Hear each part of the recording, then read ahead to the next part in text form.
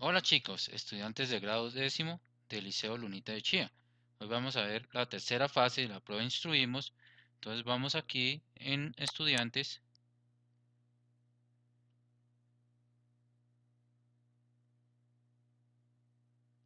colocamos el número de usuario y la contraseña que es el mismo del número del usuario. Vamos a aceptar. Entramos aquí contenidos académicos virtuales.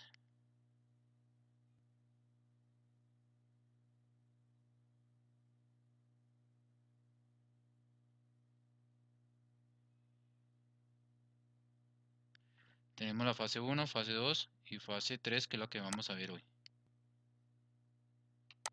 Entramos al lenguaje. Nos dan 5 temas: literatura de la generación del 98 y la generación del 27, reseña crítica, caricatura sociopolítica, literatura del romanticismo y del realismo y producción de textos discontinuos. Pero antes quiero decirles que al final del video voy a colocar unas actividades para que ustedes investiguen sobre los temas vistos en esta prueba, en esta fase 3. Entonces vamos a poner atención y comenzamos con el primer tema: literatura de la generación del 98 y la generación del 27. Generación del 27: importante corriente literaria del siglo XX en España. Entre sus miembros se cuentan tanto poetas como prosistas, cineastas y dramaturgos. Este grupo literario aparece en las escenas literarias españolas entre los años 1923 y 1927 y comparten ideas afines en el terreno de la creación poética.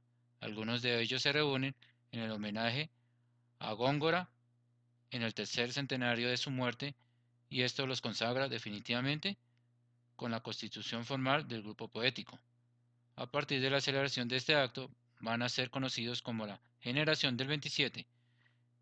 El primer acto público como tal tiene lugar en el Ateneo de Sevilla en 1927.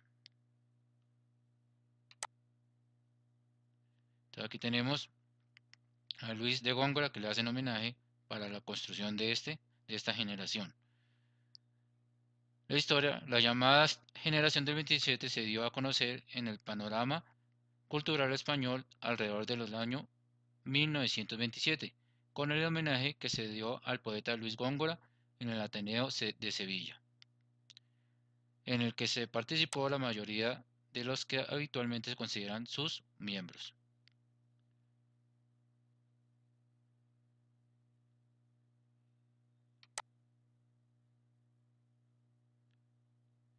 Tenemos la nómina habitual del grupo poético del 27, se limita a 10 autores: Jorge Guillén, Pedro Salinas, Rafael Alberti, Federico García Lorca, Dámaso Alonso, Gerardo Diego, Luis Cernuda, Vicente Alessandre, Manuel Altolaguirre y Emilio Prados.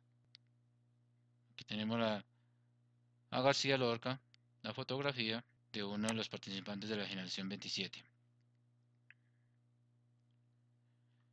No toda la producción literaria del 27 está escrita en castellano. Algunos de ellos son autores de texto literalmente estimables en otros idiomas, como Salvador Dalí u Óscar Domínguez, que escribieron en francés o en inglés, como Felipe Alfaú. Y algunos escritores y artistas extranjeros tuvieron también mucho que ver en esta estética, como Pablo Neruda, Vicente Huidobro, Jorge Luis Borges o Francis Picabia. Entonces no solo fue de España, sino también hubieron algunos que estaban dentro de esta generación.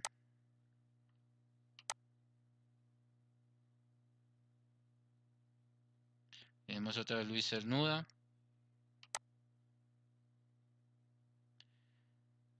Denominación: la denominación de generación ha sido, sin embargo, discutida, pese a lo cual ha sido llamada también generación de la dictadura, generación Guillén Lorca, nombres del más viejo y el más joven de sus autores, generación de 1925, media aritmética de la fecha de la publicación del primer libro de cada autor, generación de las vanguardias, generación de la amistad, etc. El concepto de generación es estrictamente historiográfico y no cumple todos los requisitos exigidos por Petersen para considerarlo como tal. Sería más exacto aludir a un grupo generacional, constelación de autores o promoción poética. El nombre como tal de esta generación se toma de un hecho literario muy importante, la conmemoración del tercer centenario de la muerte de Luis de Góngora. Entonces por eso se tomó este nombre de generación 27. Tenemos unas etapas. Primera etapa, hasta 1927 aproximadamente. Al principio de esta etapa se deja sentir los tonos beckerianos junto a algunos resabios modernistas. Pronto es notorio el influjo de las primeras vanguardias. El magisterio de Juan Ramón Jiménez les orienta hacia la poesía pura, el gran instrumento de este arte puro es la metáfora, con audacia deslumbrantes que han aprendido de Ramón Gómez de la Serna y otros vanguardistas. Aquí tenemos a Alberti, que es uno de los integrantes de la generación 27. La segunda etapa, 1927, la Guerra Civil. Los poetas, ya en su plena madurez, comienzan a sentir un tanto cansados de las aventuras formalistas. Se inicia así el proceso de rehumanización de su lírica. Se produce la irrupción del surrealismo, que señalaba asimismo una dirección diametralmente opuesta a la poesía pura. Entonces ya que empieza con la lírica, poemas líricos. Tercera etapa después de la guerra. Acaba la guerra civil, Lorca ha muerto en 1936. Los demás, excepto Alessandri, Damaso Alonso y Gerardo Diego, parten hacia un largo exilio. El grupo poético del 27 se ha dispersado. Cada uno sigue una forma particular de hacer poesía, pero ninguno abandonará el cultivo de la poesía que cada vez será más humana. Tenemos características de la generación 27, tradición y vanguardismo. Aunque desean encontrar nuevas fórmulas poéticas, no rompen con nuestras tradiciones y sienten admiración por el lenguaje poético de Góngora, por nuestros autores clásicos y por las formas populares del romancero. A la par que lo tradicional, las corrientes de vanguardia, sobre todo el surrealismo, ejercen gran influencia en el grupo del 27. Intención estética. Intentan encontrar la belleza a través de la imagen. Pretenden eliminar del poema lo que no es belleza y así alcanzar la poesía pura. Temática. Sienten especial interés por los grandes asuntos del hombre como el amor, la muerte, el destino. Estilo. Se preocupan fundamentalmente de la expresión lingüística y buscan lenguaje cargado de lirismo. Versificación. Utilizan estrofas tradicionales, romance, copla, y clásicas, soneto, tercero. También utilizan versos libres y buscan el ritmo en la repetición de palabras, esquemas sintácticos o paralelismos de ideas. Revista. Su documento de entrada en la tradición literaria fue, sin duda, la primera edición de la antología preparada por Gerardo Diego en 1932. Por otra parte, se hicieron notar publicando en revistas como la Gaceta Literaria, dirigida por Ernesto Jiménez Caballero, en Cruz y Raya, 1933, dirigida por José Bergamín, en el Litoral, impresa por Manuel Altalaguirre y Emilio Prados, en Málaga desde 1926. Carmen, creada en Santander en 1927 por Gerardo Diego y con un suplemento festivo. Lola, en el suplemento literario del diario murciano La Verdad, 1923-1926, que mantiene su redactor José Ballester Nicolás y Juan Guerrero Ruiz, y que después pasó a ser revista Verso y Prosa en 1927, dirigida por Juan Guerrero Ruiz y Jorge Guillén. Mediodía, Sevilla. Meseta de Valladolid. en Revista de Occidente, cuya editorial imprime varios libros de grupos. En El caballo verde, para la poesía 1935, dirigida por Pablo Neruda, y en octubre dirigida por Rafael Alberti. Bueno, estas son las revistas que se publican. Integrantes de la generación 27. En los integrantes de esta generación se mezcla lo popular y lo oculto, todo bajo la idea de tradición y renovación, y profundamente influenciados por la Guerra Civil Española de 1936 a 1939. Tenemos a Rafael Alberti, Vicente Aleisandre, Damaso Alonso, Manuel Alto Laguirre, Luis Cernuda, Gerardo Diego, Federico García Lorca, Jorge Guillén, Miguel Hernández, Emilio Prados y Pedro Salinas. Bueno, aquí nos dan quienes forman parte de la generación 27, salto de la generacional,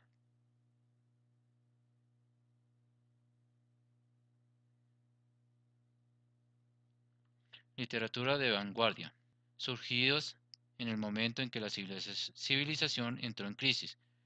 Las vanguardias fueron movimientos que rompieron con las formas tradicionales de hacer arte, representar la ruptura con el orden, los prejuicios estéticos y los clichés académicos. Si es posible decir que en su momento todo movimiento literario es vanguardista. También es posible afirmar que rápidamente pierden ese carácter. Los vanguardias trataron de no perderlo, de mantenerlo siempre sobre el filo de la novedad.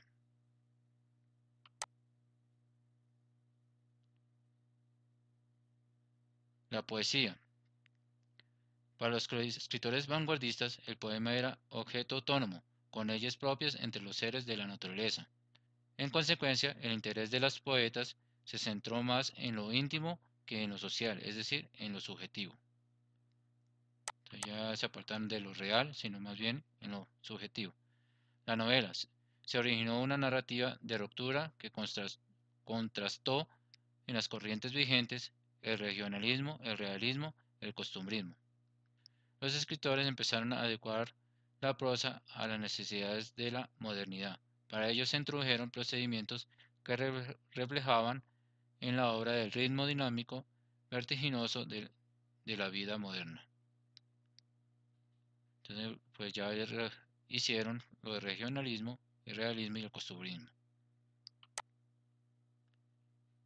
Literatura del novecentismo. Cuando hablamos del novecentismo, nos referimos a la obra del grupo de autores que alcanzan su momento de máximo esplendor a partir del año 1914. De ahí el término generación del 14, que también se les aplica a Saurín, Guillermo Díaz Plaza, denominaron este nuevo movimiento de diferentes maneras.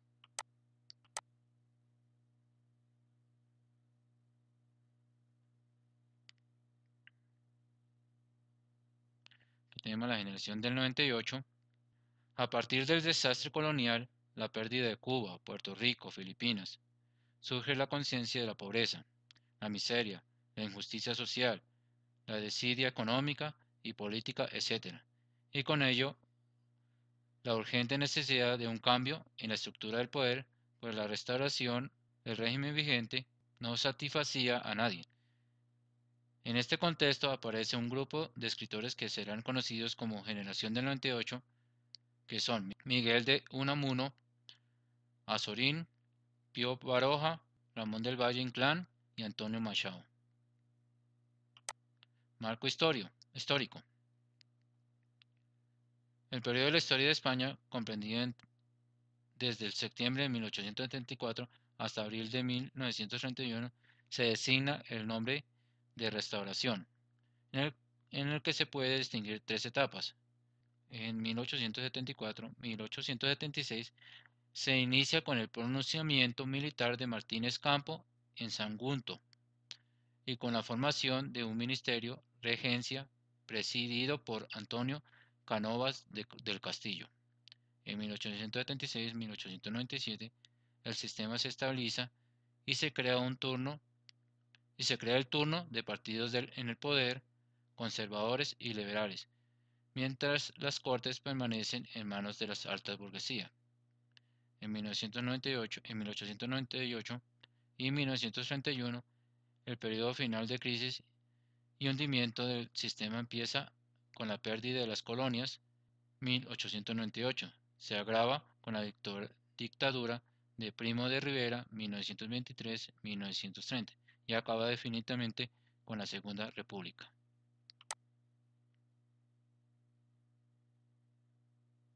Entonces aquí tenemos la definición. La generación del 98 es un movimiento puramente español formado por un grupo de jóvenes escritores que se caracterizan por proponer la renovación estética de la literatura anterior y la generación de la cultura del país. Las características: europeísmo y gusto por lo castizo. En una primera propuesta hubo un intento de elevar España a la altura europea, europeizar España. Esto significa abrirse las corrientes modernas de pensamiento y vivir en un espacio amplio y sin fronteras. El amor a España llevaba a los 98istas a producir el conocimiento de lo español. Ven a la autenticidad de España en la Castilla medieval, libre, poderosa e invicta. Sobriedad. Los 98istas huyen de la grandilocuencia retórica y buscan la máxima claridad y llaneza. Su afán de expresividad le lleva a buscar términos poco frecuentes o arcaísmos. Subjetivismo.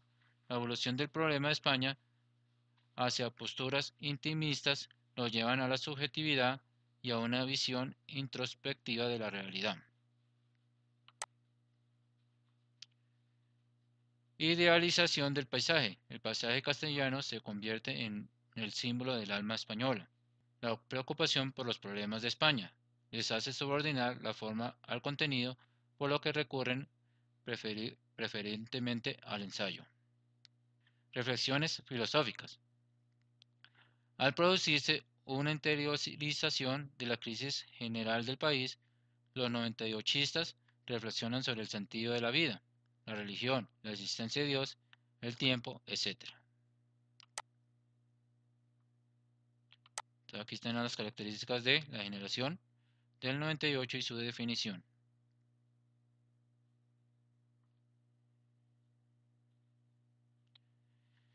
Ya teniendo esto, vamos a la evaluación.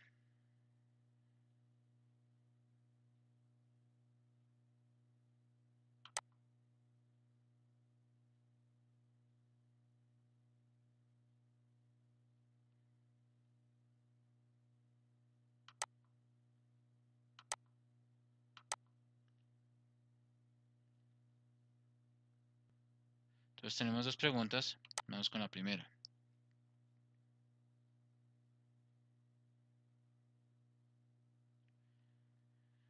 La generación del 98 fue un movimiento artístico que se dio en España a causa de una derrota histórica del país, tras haber perdido algunas colonias en América, como Cuba, Filipinas y Puerto Rico, lo que provocó una gran indignación y movimientos nacionales de protesta frente a estos hechos, dando lugar a un afán reconstructor del país y la búsqueda de una conciencia nacional por encontrar la verdadera esencia o el alma de España y el sentido de la vida. Entre los autores más destacados de esta época se encuentra Miguel Unamuno, Valle Inclán, Pío Baroja, Azorín y Antonio Machado. Castilla, Miguel de Unamuno.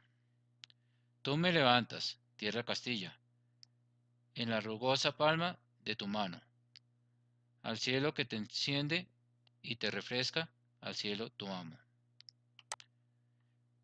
Tierra nervuda, enjunta, despejada, madre de corazones y de brazos, toma el presente en ti viejos colores del noble antaño. Con la pradera cóncava del cielo, lindan en tono tus desnudos campos, tiene en ti cuna el sol, y en ti sepulcro, y en ti santuario. Es todo cima tu extensión redonda, y en ti me siento al cielo levantado, aire de cumbre es el que se respira aquí en tus páramos. Ara gigante, tierra castellana, a este tu aire soltaré mis cantos, si te son dignos bajarán al mundo desde lo alto. El poema de Unamuno se percibe una concepción tradicional de un lugar, por lo que ocurre una metáfora y se expresa en la siguiente opción. Entonces una metáfora es una comparación entre dos palabras. Entonces tierra nervuda, enjunta y despejada. Aquí no está haciendo una comparación, sino está haciendo una descripción. Madre de corazones y de brazos. Entonces aquí está haciendo una comparación a la tierra, a la patria. Entonces esta es la respuesta. Marcamos la B y damos a aceptar, calificar.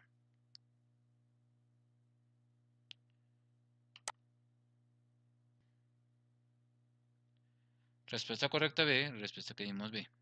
Vamos con la segunda pregunta. Nos dan el mismo texto, Generación del 98, y el mismo poema, Castilla. La palabra nervuda en el segundo párrafo puede sustituirse por tierra nervuda, enjunta despejada. Nervuda, el sinónimo de nervuda es vigorosa. Entonces, la respuesta es la A. Tierra vigorosa, enjunta y despejada. Marcamos la A y vamos a calificar.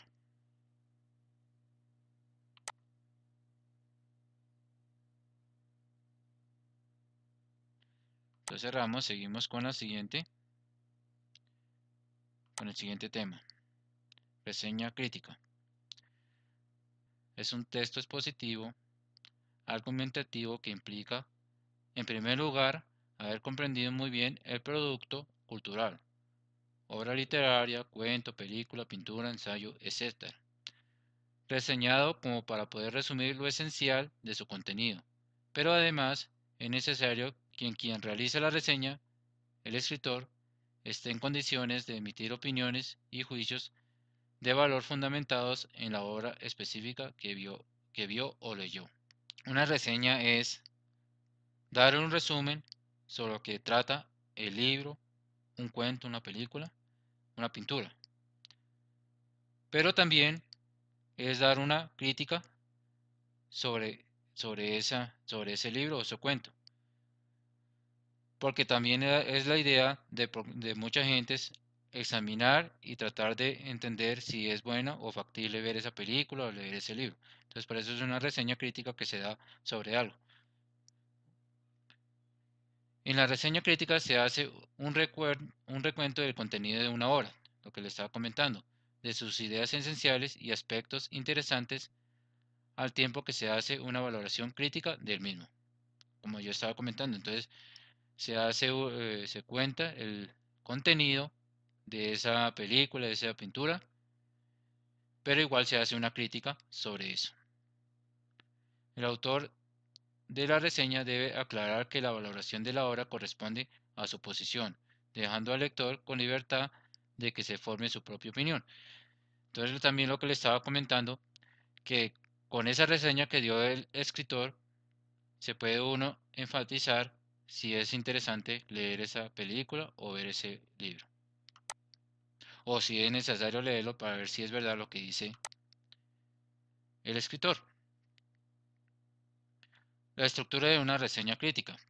El título. El título debe contener una referencia explícita al título de la obra que se hablará o a su autor. Por ejemplo, 100 años de soledad. Entonces el libro se llama 100 años de soledad y debe ser una relación con la obra, Las sagas familiares de Gabriel García Márquez. Presentación. En la presentación de la reseña crítica son datos a conocer de los datos específicos de la obra, como su título, autor, año de publicación y la forma en que está o el autor se enmarca en su contexto. Entonces la presentación del libro, en este caso del libro. Resumen. Toda reseña debe contener un resumen de la obra referida. Este debe ser sucinto, claro y preciso, y abordar apenas aspectos fundamentales de la obra, especialmente aquello que irán a ser abordados en la reseña. Entonces, un resumen cortico que puedas decir de qué trata la obra y también de lo que va a tratar la reseña. La valoración. En la valoración, el autor de la reseña realizará un juicio crítico de la obra. Entonces aquí ya empieza a dar el juicio crítico, tanto positivo como negativo, de la obra. Y en conclusiones, la conclusión puede ser el párrafo final de la reseña. En ella se retomarán las ideas generales que se han podido extraer del tema y se reafirma la posición ante la obra objeto de la reseña. Entonces aquí viene lo más importante de todo lo que hizo en la reseña y sus ideas más importantes que dijo sobre la reseña o su posición frente a la reseña.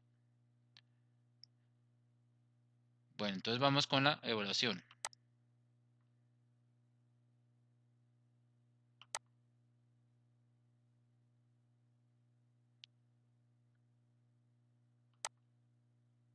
Vamos con la primera pregunta, nos dan dos. Dice la reseña crítica. Es la narración breve, y compendiosa que examina una obra científica o artística. Describe o resume las principales características de un texto o de un contenido audiovisual, al tiempo que genera una posición personal sobre el valor de dicha obra. Entonces hace su juicio o su crítica sobre la obra.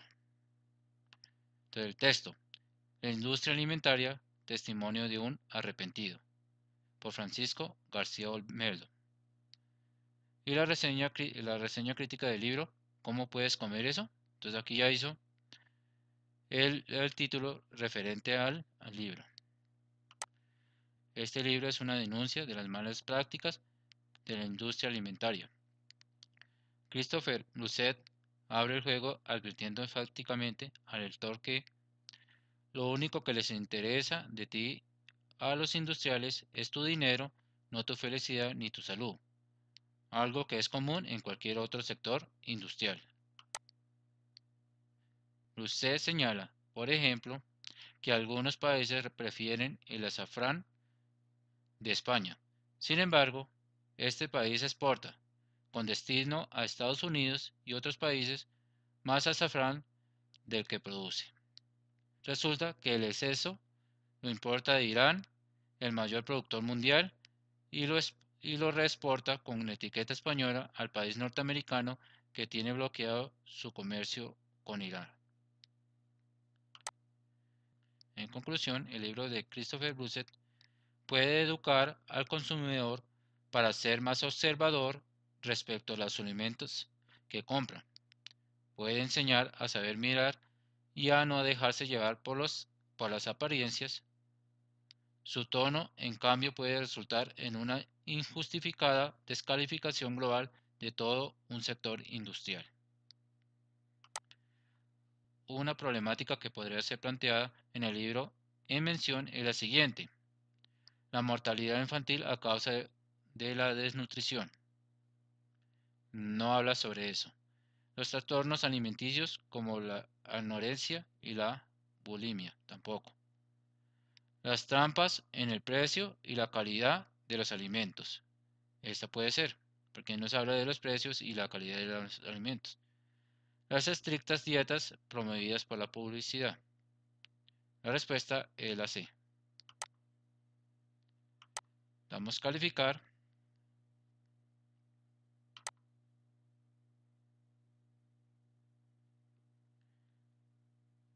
Respuesta correcta C y la respuesta que dimos la C.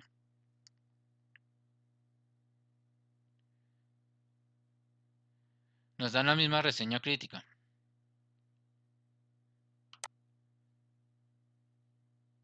El texto presenta la información en el siguiente orden. Posición sobre el tono y la información. Bueno, aquí nos muestra, nos hablan sobre el libro. Aquí la posición, que es realidad, y aquí como la conclusión o la posición del autor. Entonces, posición sobre el tono y la información, no. Inducción sobre el libro, puede ser este. Caso concreto, sí, que es el caso concreto. Y la posición sobre el tono y la información, esta es. Posición sobre el tono y la información, argumentos a favor y el caso concreto. ¿No? El caso concreto va en el segundo párrafo. Caso concreto va en el segundo párrafo. Entonces la respuesta correcta es la B, que es la inducción sobre el libro, caso concreto, y la posición sobre el tono y la información. Vamos a calificar.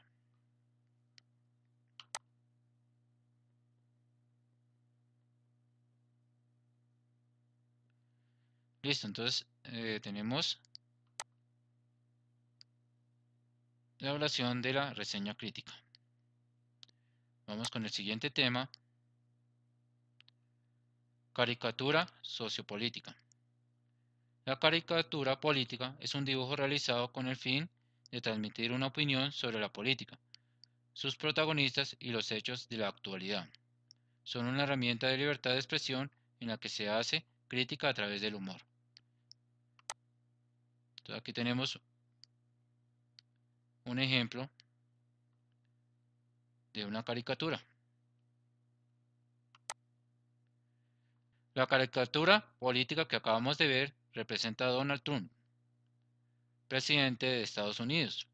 Es su batalla por construir un muro que separe México de la nación que gobierna.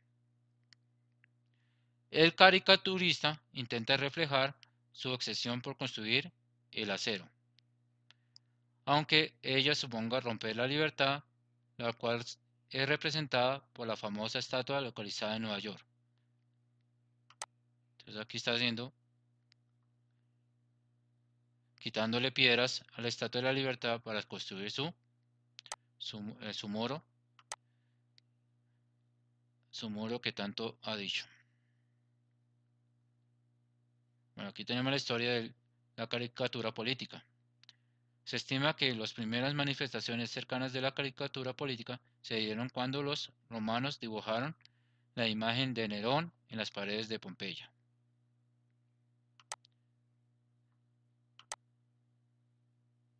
Las primeras manifestaciones modernas en el siglo XVI, durante la época de la Reforma protestante en Alemania, la propaganda visual fue muy utilizada para representar a las figuras políticas y religiosas como héroes o villanos, de acuerdo con su postura dentro de ese momento coyuntural. Estas manifestaciones artísticas se desarrollaron en grabados de madera y de metal y fueron muy populares. Esto se debe a que había muy alto nivel de analfabetismo, de tal manera que la imagen era la única forma de comunicación que podía llegar a la gran mayoría de la población. Durante el siglo XVIII surgió la caricatura italiana, que se convirtió en la base de los caricaturistas de la época. Ellos crecieron imágenes diseñadas para influir en las opiniones de los espectadores y al mismo tiempo hacerles reír sobre temas serios.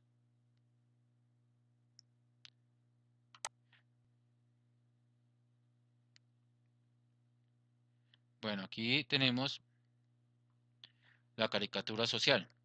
Estos retratos pretenden crear parecidos fácilmente identificables, de corte humorístico mediante la deliberada exageración o distorsión de la apariencia física de las personas. Estoy muy indignado. ¿De qué? De que en este país no hay indignados.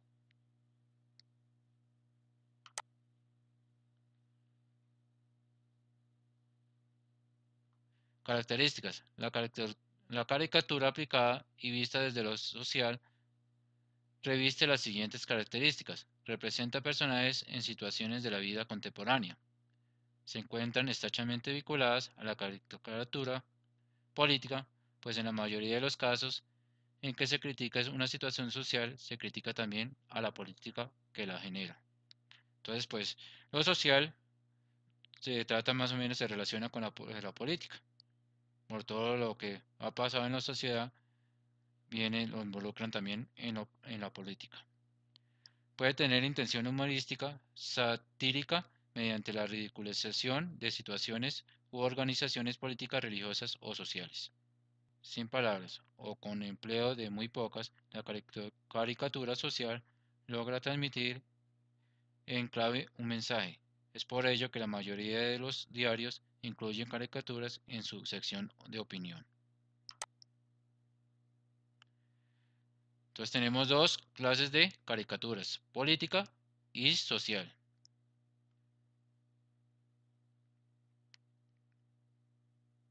Entonces la caricatura política se refiere a la opinión sobre la política y lo social se refiere a lo social, pero también hace referencia a lo político, religioso y social.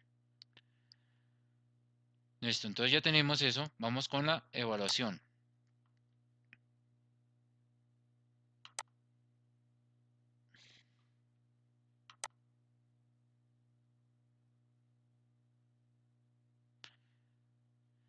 ¿Qué nos da una caricatura? Bueno, es social y política también. Me robaron el cerebro. A nosotros también. Asambleístas independientes. Desde las percepciones, reporto.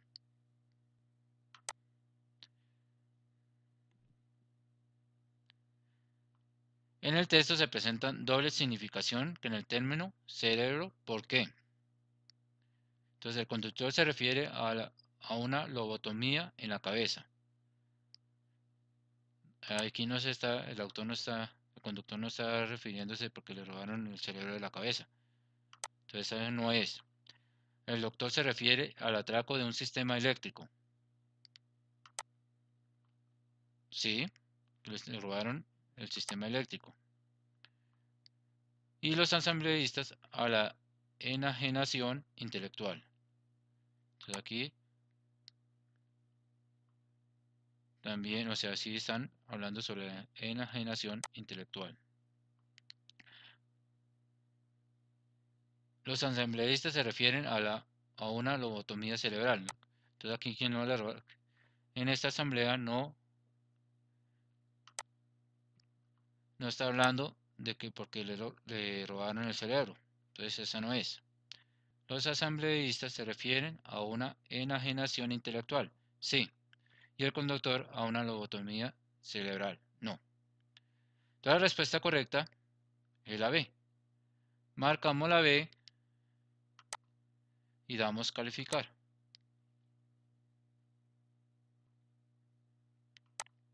Vamos a aceptar. Respuesta correcta B, respuesta que vimos B. Vamos a la siguiente pregunta.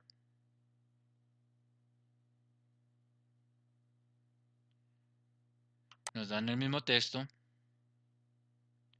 Dice, una frase que se contrapone a la situación presentada con los asambleístas es: si alineación no puede haber política. La libertad consiste en el completo dominio de uno mismo. No. Libertad política implica libertad de expresar la opinión que se tenga. Esa es. Entonces, la respuesta es la C.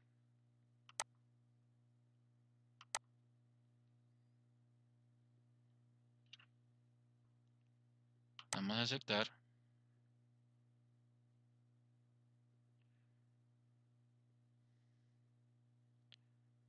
Cerramos y seguimos con el siguiente tema. Literatura del romanticismo y el realismo. Entonces aquí vamos a ver qué es el romanticismo. El romanticismo fue una corriente literaria que daba gran importancia a la naturaleza, los pensamientos y los sentimientos del individuo. Fue una reacción de las ideas de la Ilustración. Cambió la razón por la emoción, la sociedad por la naturaleza. Rechazó el mundo ordenado de la clase media, influyó en el nacionalismo al darle importancia a la emoción para despertar el espíritu nacionalista. Los románticos daban gran valor a los sentimientos y a la imaginación. Vivían fascinados con todo lo que fuera misterioso, diferente, sobrenatural y temoroso. Sentían un profundo respeto y un amor apasionado por la naturaleza salvaje, fuente de toda verdad y belleza. Se identificaron con los grandes héroes y los rebeldes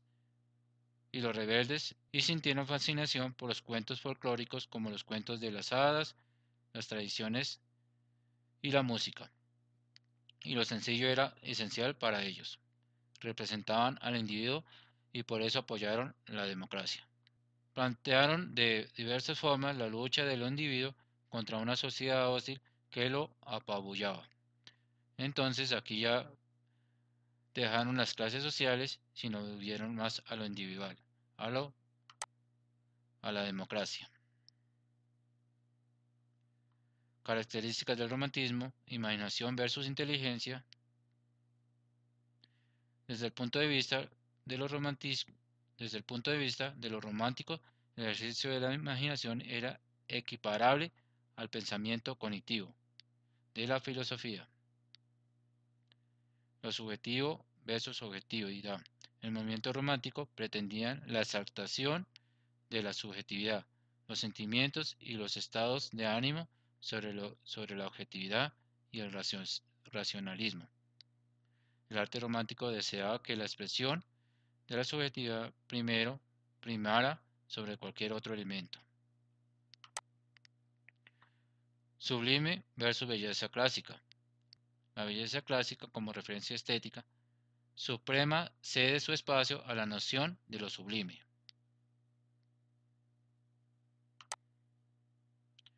El nacionalismo, lo que ya habíamos hablado allá arriba, el romanticismo, el nacionalismo fue la expresión colectiva de la búsqueda de la entidad, que se refería no solo al individuo, sino a su origen, su herencia, su sentido de pertenencia, cada vez más precario al ser un tiempo de cambios históricos trascendentales.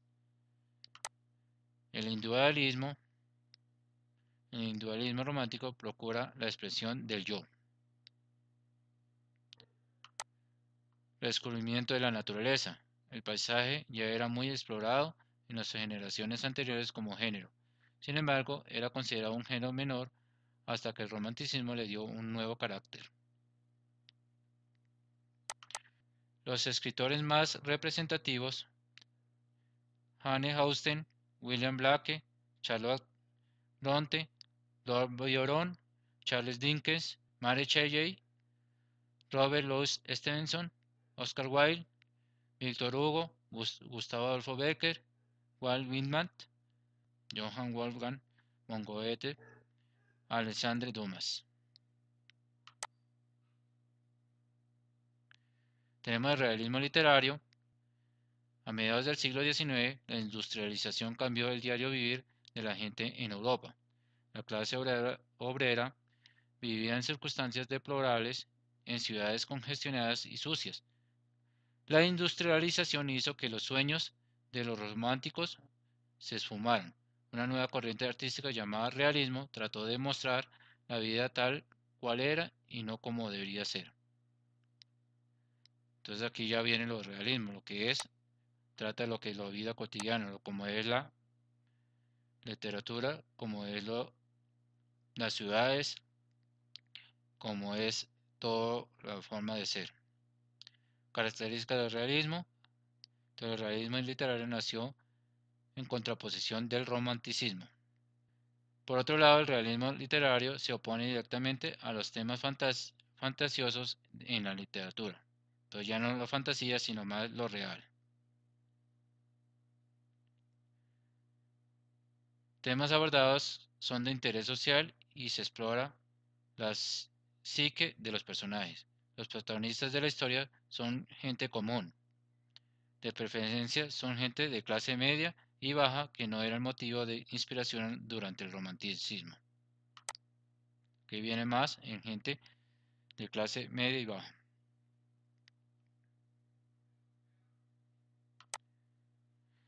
De acuerdo con el tipo de protagonistas de la obra, el lenguaje usado era el de habla cotidiana de la época. se hacían desaparecer las limitaciones de estilo y se abarcaban diversos registros y niveles. Los principales representantes son Stendhal, Fyodor Dostoyevsky, León Tolstoy, Charles Dickens, Honoré de Balzac, Benito Pérez Galdós. Bueno, entonces aquí tenemos ya lo que son la literatura del romanticismo y sus características, y literatura realista y sus integrantes. Vamos a la evaluación. Tenemos solo una pregunta. Dice, el niño no tiene cara de persona, tiene cara de animal doméstico, de sucia bestia, de pervertida bestia de corral. Son pocos sus años para que el dolor haya marcado aún el navajazo del cinismo o de la resignación en su cara. Y su cara tiene una bella e ingenua expresión estúpida, una expresión de no entender nada de lo que pasa. Todo lo que pasa es un milagro para el gitanillo, que nació de milagro, que come de milagro, que vive de milagro y que tiene fuerzas para cantar de puro milagro. Hay verdades que se sienten dentro del cuerpo, como el hambre o las ganas de orinar. El gitanillo, a la luz de un faro, cuenta un montón de monedas. El día no se le dio mal. Ha reunido cantando desde la 1 de la tarde hasta las 11 de la noche. 1 duro y 60 céntimos. El gitanillo se sienta, llama al mozo, le da las 3:20 y espera a que le sirvan. Después de cenar, sigue cantando hasta las 2 por la calle de Echegaray y después procura coger el tope del último tranvía. El gitanillo, creo que ya lo, el gitanillo, creo que ya lo dijimos, debe andar por los 6 años. Camila Josefa Cela, La Colmena. En el fragmento podemos apreciar en el autor un tono A. Esperanzador en un futuro próspero. No. B. Crítico con el sistema educativo de los niños. No está haciendo una crítica. Melancólico. Si está melancólico por lo que le pasa a Gitanillo. Por una realidad que vive la sociedad. Esta sí es. Cruel con la situación que enfrenta la sociedad. No, cruel no es. Está melancólico. Entonces la respuesta es la C.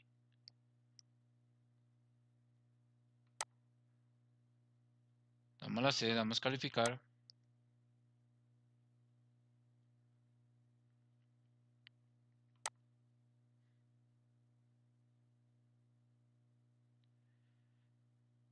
Respuesta correcta C, respuesta que dimos la C. Cerramos y vamos para el último tema.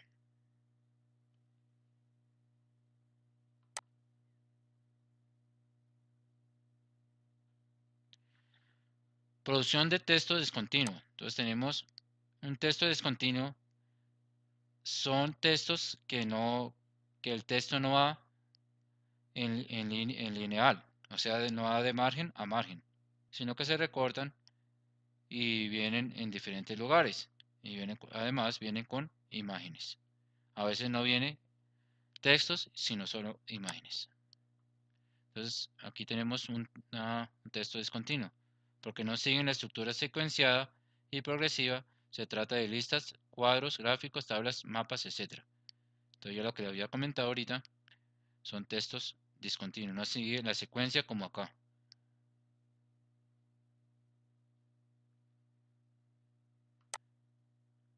Entonces desde los textos discontinuos tenemos cuadros y gráficos. Son representaciones icónicas de datos. Se emplean en la argumentación científica y también en publicaciones periódicas que presentan visualmente información pública, numérica y tabular. Entonces aquí tenemos dos gráficos, uno de pastel y otro de barras.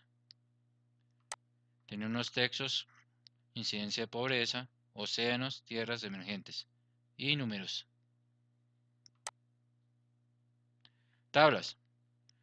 Son matrices o cuadros de doble entrada que se organizan en filas y columnas.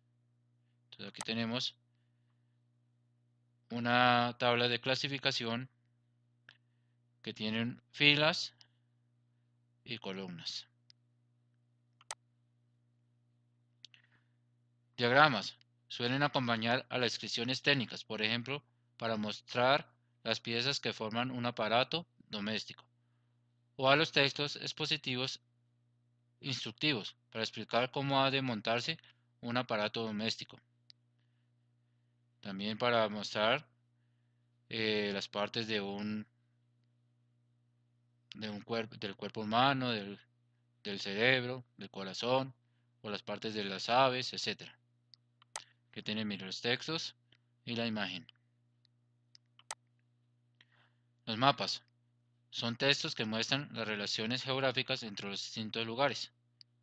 Entonces tenemos ahí los lugares y muestran los textos de los lugares, la orientación, los mares, etc. Formularios son textos con estructura y formatos precisos que instan al lector a responder preguntas según unas pautas específicas.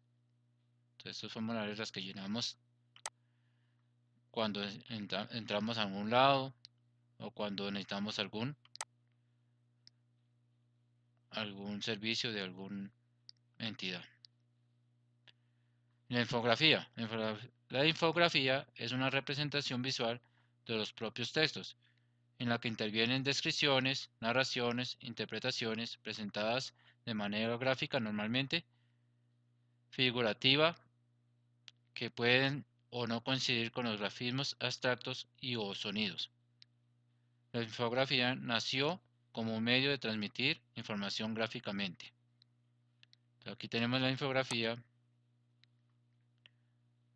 de la naranja, muestran los mapas, muestran una gráfica, imágenes, unas estadísticas, etc. Aquí también nos muestra una infografía de la historia en Estados Unidos, las batallas, algunos personajes en esta infografía. Todas estas infografías se basan en poner una imagen en el centro y en sus costados información con imágenes. La infografía se aplica en revistas, periódicos, folletos, páginas de internet, libros, etc. La finalidad es que los gráficos llamen la atención de quien los visualiza debido a que son atractivos por los colores e imágenes o diseños. Entonces, más que todo, las infografías vienen con imagen. Aquí nos muestra una infografía de los terremotos. Entonces muestran el mapa donde se frecuencian, porcentaje, donde más se ha realizado, etc.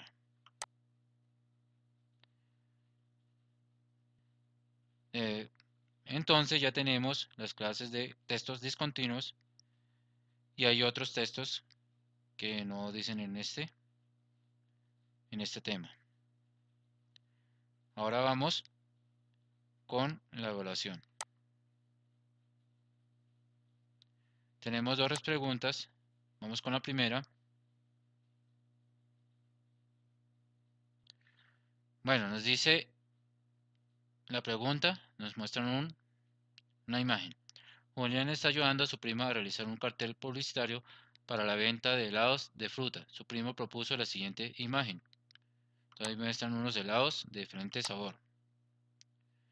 Después de observar la imagen, Julián aconseja a su primo incluir en ella la descripción de cada helado. No hay necesidad de escribir cada helado porque ahí se ve de qué sabores se tienen. La frase llamativa y el precio. La frase llamativa. Es muy importante la frase llamativa y a cómo son los helados. Entonces, la B es la respuesta correcta. Sin embargo, miremos las otras. La lista de ingredientes y su preparación. No necesita saber cómo se hace. La fecha de vencimiento y los sabores tampoco. Entonces, la respuesta correcta es la B. Marcamos la B y damos calificar.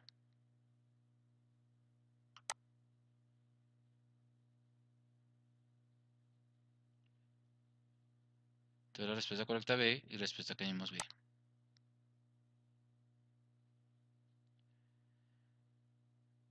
Bueno, Valentina estaba narrando su gran experiencia al conocer su nueva mascota.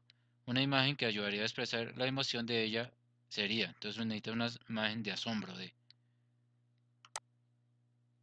Entonces aquí está pensativa, no puede ser.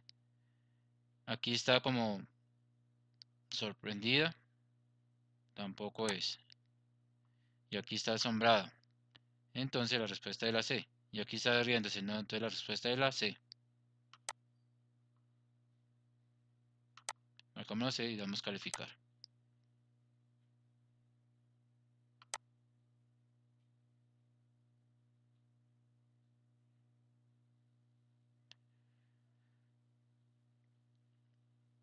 Entonces cerramos y damos terminado con los temas. Ahora vamos a dar las actividades para que ustedes investiguen. Entonces la actividad número 1 van a realizar un afiche parecido a esta, pero más cortico, más. Entonces aquí van a colocar que es generación del 27, aquí las características y van a colocar los personajes que la integran, así parecida, pero más, no van a escribir tanto, van a escribir el nombre, lo más importante de cada uno y su libro más importante de esa fecha. Y también de la generación del 98. 2. Van a investigar un libro de la generación del 27. Van a buscar un resumen de ello y van a hacer una reseña crítica sobre ella en una hoja completa. 3. Van a realizar una caricatura política de nuestro país y una caricatura social también. Pero debe ser creada, no copiada del libro. Entonces tienen que investigar sobre algo, un acontecimiento, sobre algo político, sobre algo social. ¿Listo? 4. Van a investigar qué es el romanticismo y cuáles son sus características, qué es el realismo, cuáles son sus características, y van a escribir lo más importante de cada autor de cada una de estas literaturas, del romanticismo y del realismo. En esto ya se nombraron cuáles son los integrantes. Y por último vamos a investigar sobre el problema que actualmente estamos teniendo, que es el coronavirus. Entonces van a investigar, no van a copiar una infografía del internet, sino van a investigar y van a hacer una infografía sobre ella. Con esto, todas esas actividades van a ir en el cuaderno, bien presentadas, con colores, bien organizados, márgenes y entregar puntualmente. Que tengan un feliz día y hasta la próxima. Muchas gracias.